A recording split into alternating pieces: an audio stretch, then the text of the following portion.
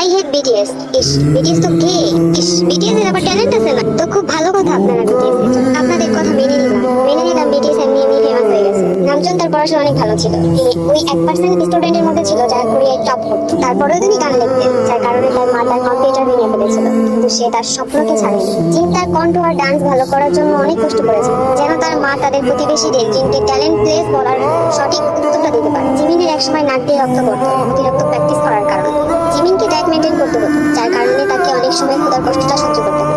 সবকিছু সহ্য করেও সে তার স্বপ্ন ধরে রেখেছে। জাঙ্কুক অনেক সময় লুকিয়ে কান্না করতো। যে বয়সে আমরা বাবা মায়ের কাছে ছিলাম, সেই বয়সে সে তার বাবা মাকে ছেড়ে অডিশন দিছে। এই সময় ছোট জাঙ্কুক লুকিয়ে কান্না করতো বাকি মেম্বারদের কষ্ট দেখি, কঠোর পরিশ্রম দেখি। আমরা যাকে most handsome man BTS member Lee নামে চিনি, তিনি একজন সাধারণ ঘরের ছেলে ছিল, কিন্তু কঠোর পরিশ্রম করে আর অনেক কষ্ট সহ্য করে সে তার স্বপ্ন পূরণ করেছে। সুগা, তার পরিবারের সদস্যরা তাকে সাপোর্ট করেনি, সে কঠোর পরিশ্রম করে তার স্বপ্ন পূরণ করেছে। যে পরিবারের সামর্থ্য ছিল না, কিন্তু সে হাল ছেড়ে দেয়নি, তার স্বপ্ন পূরণ করেছে।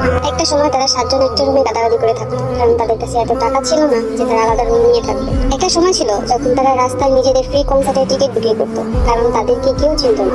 একটা সময় ছিল যখন তাদেরকে ভিনদেশি মানুষ হেট কমেন্ট করতো, কিন্তু নামজুন সেইগুলো কোরিয়ান ভাষায় ভালো কথা বলে বাকি মেম্বারদের শোনাতো, যেন ওই হেট কমেন্টগুলো পড়ে বাকি মেম্বাররা হাল ছেড়ে না দেয়।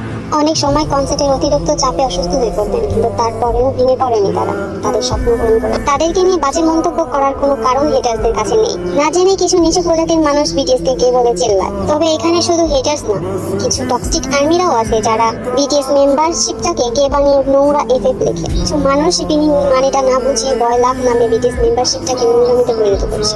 আজকাল ইউটিউব ইনস্টাগ্রাম ঢুকলে দেখা যায় টেকুক জিকুক এফেক্ট, যার ভাষা এবং ছবিগুলো নোংরা থেকে জঘন্যতম নোংরামিতে পরিণত হয়েছে। তার কারণে নষ্ট হচ্ছে ছোট্ট আর্মিদের মস্তিষ্ক, নষ্ট হচ্ছে আর্মি ফ্যান্ডমটা। শুধু তাই না, বিটিএস মেম্বারদের মধ্যে আছে ফলোয়ার ফ্যান, যারা সোলো ভাবে আইডলকে সাপোর্ট করে, কিন্তু সেটা খারাপ জিনিস না। কিছু টক্সিক ফলোয়ার ফ্যান আছে যারা বিটিএস মেম্বারশিপটাকে নষ্ট করছে। তারা একজনকে উপর ওঠানোর জন্য আরেকজনকে ছোট করে অপমান করে, যেখানে বিটিএস মেম্বাররা একে অপরকে ছাড়া অসম্পূর্ণ। সবশেষে শুধু একটাই কথা বলবো, দয়া করে বিটিএস মেম্বারশিপটাকে সম্মান করুন আর এইসব বন্ধ করুন।